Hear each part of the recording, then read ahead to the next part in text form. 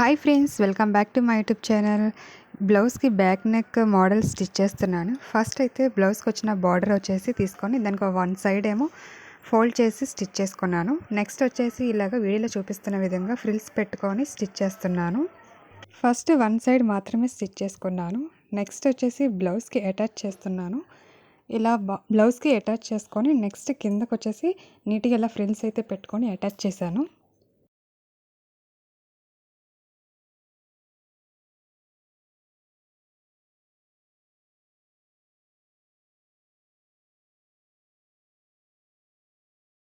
ఇప్పుడు ఒక లేస్ తీసుకొని కింద ఇలా స్టిచ్ చేస్తున్నాను. నెక్స్ట్ సైడ్స్ కూడా స్టిచ్ చేశాను.